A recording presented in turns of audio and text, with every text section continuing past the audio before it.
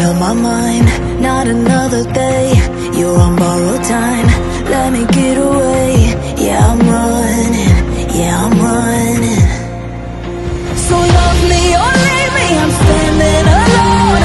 Can't shake a feeling that lives in my bones. Lie to me, tell me you wish that you could, but nothing you gave me is worth what you took. Cause baby, when I'm gone for good.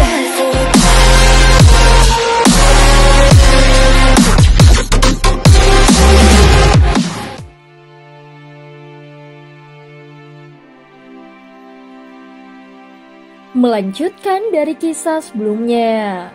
Sebelumnya di dalam pertemuan alam dewa kuno, Xiaoyan tanpa sengaja mengungkapkan sedikit rahasia tentang sang pemusnah. Ucapan itu seketika memicu gelombang pertanyaan yang menyingkap fakta mengejutkan. Jumlah topeng dan jubah sang pemusnah ternyata diciptakan oleh nomor 8. Namun yang membuat Xiaoyan merasa ganjil adalah sikap semua orang di ruangan ini. Mereka berbicara seolah penuh alasan bijaksana dan tulus. Setiap permintaan yang diajukan terdengar seakan-akan dibalut ketulusan. Tapi apakah kata-kata itu benar-benar diwujudkan dalam tindakan nyata? Xiaoyan sendiri tidak bisa memastikannya. Di tengah kebimbangan itu, sebuah suara tiba-tiba terdengar memecah keheningan. Nomor 9, maukah kau memurnikan pil obat untukku? Kebetulan aku memiliki resepnya. Bisakah kau membantuku membuatnya? Suara itu milik Huaken. Ini adalah pertama kalinya dia meminta Xiaoyan secara langsung untuk meracik pil. Dulu Huaken hanya menitipkan permintaan untuk mencari Dingmo, roh langka yang memiliki fungsi istimewa. Ironisnya roh itu kini justru berada di dalam tubuh Xiaoyan sendiri. Peran Dingmo sesungguhnya jauh lebih besar daripada yang diketahui kebanyakan orang. Dia mampu meningkatkan kualitas senjata hingga mencapai kondisi sempurna. Namun bagi Xiaoyan, nilai Dingmo tidak terlalu berarti. Dia jarang mengandalkan senjata. Namun Huaken berbeda. Sebagai penguasa salah satu dunia para dewa, dia tentu memiliki metode yang jauh lebih mengerikan. Dari informasi yang didapatkan, Huaken tidak bermaksud menghancurkan Dingmo, melainkan ingin mendapatkannya kembali. Kabarnya Huaken memiliki sebuah pedang iblis yang tidak dapat digunakan dengan sempurna tanpa roh Dingmo. Xiaoyan menimbang-nimbang permintaan itu.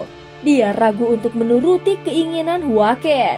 Terlebih lagi, kondisi Raja Tianshang sendiri belum jelas hidup atau mati.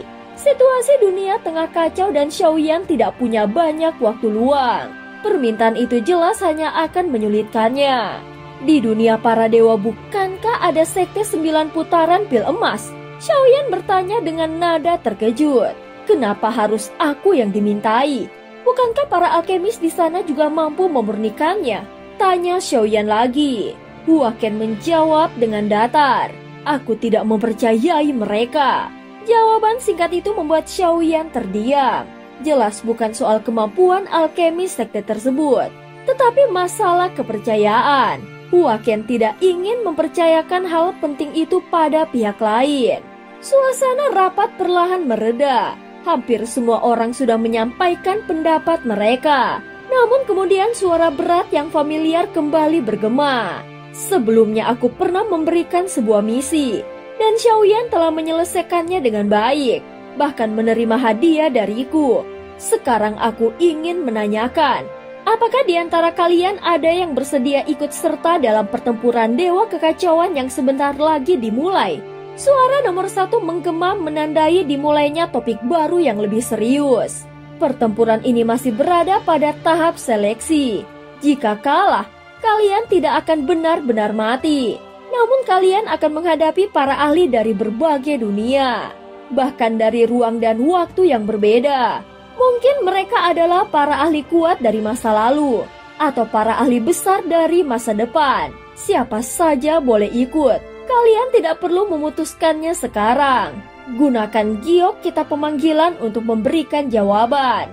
Tapi ingat, jika kalah, butuh waktu 100 tahun sebelum kalian bisa kembali masuk ke arena.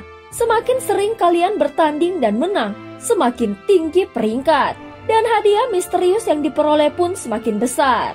Begitu suara nomor 1 berakhir, pertemuan pun resmi ditutup. Ruangan besar itu mendadak hening sebelum akhirnya semua orang bubar satu persatu. Pada saat ini Xiaoyan dengan berbagai pikiran yang bercampur segera meninggalkan alam dewa kekacauan. Saat tubuh aslinya membuka mata, di sekelilingnya hanya terlihat tumpukan bangkai binatang buas. Perjalanan yang dia lalui memang jauh dari kata damai. Setiap binatang yang melihat manusia langsung ingin memangsa.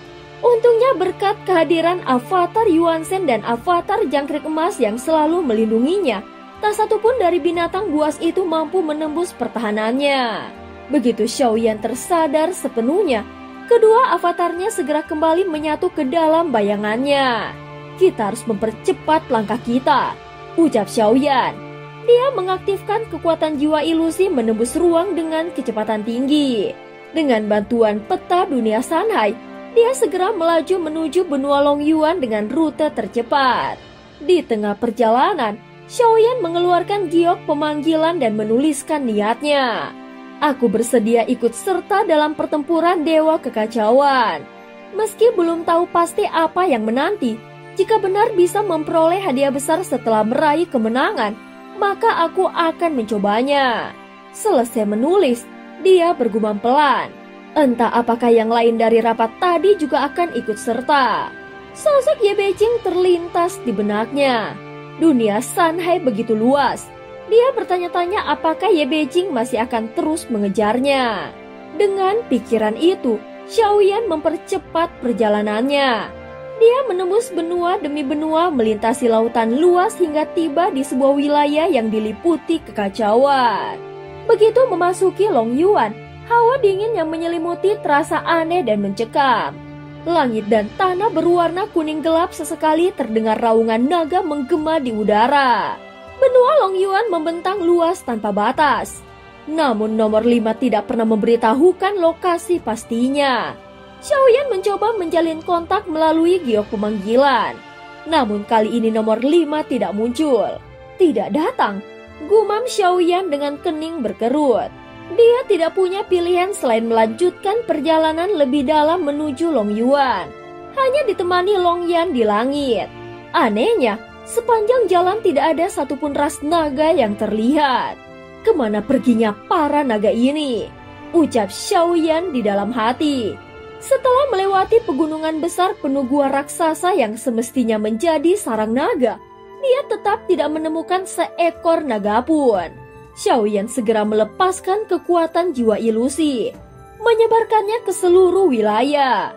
Setelah beberapa saat, dia mendeteksi aura lemah yang muncul dari bawah tanah. Dia bersama Longyan segera terbang ke lokasi tersebut dan menemukan sebuah celah besar menuju perut bumi. Namun sebelum masuk, raungan naga menggelegar hingga tanah bergetar hebat. Seekor naga besar raksasa muncul dari celah itu. Matanya menyala dengan amarah. Naga itu tidak langsung menyerang, namun menatap tajam ke arah Xiaoyan penuh kebencian. Manusia, berani sekali kau memasuki wilayah naga. Apakah kau sedang mencari kematian? Suara naga itu bergemuruh namun jelas dipahami sebagai bahasa manusia. Xiaoyan menatapnya dengan dingin. Jika tidak ingin anakmu celaka karena kesalahpahaman, bicaralah baik-baik. Aku datang tanpa niat buruk. Aku bahkan memiliki sahabat dari klan naga. Aku hanya ingin tahu apa yang sebenarnya terjadi di sini, ucap Xiaoyan. Mendengar itu, naga betina tersebut berubah wujud menjadi sosok wanita berkulit gelap, bertubuh kekar dan bermata tajam. Dia menatap Xiaoyan dengan kewaspadaan yang tinggi. Siapa sahabatmu dari ras naga? Sekarang manusia di dunia Sanhai hampir musnah. Kau datang dengan tujuan apa? Suara wanita itu dalam dan berat. Aku datang untuk mencari seseorang, untuk menyelamatkan seseorang. Itu saja. Jadi jangan buang waktu dengan kata-kata tidak terduga. Jawaban Xiaoyan disertai pelepasan tekanan auranya. Begitu aura itu menyebar, wajah naga betina tersebut berubah serius. Kekuatan Xiaoyan jelas bukan sesuatu yang bisa disepelekan.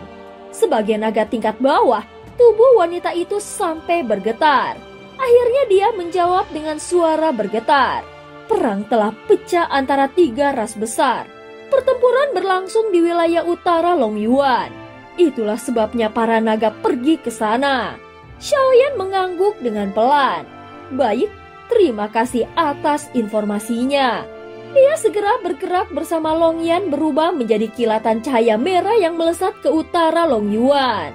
Wilayah itu adalah bagian terluas dari benua Longyuan, dipenuhi pilar batu purba dan aura naga yang pekat. Di sanalah para naga terkuat berkumpul.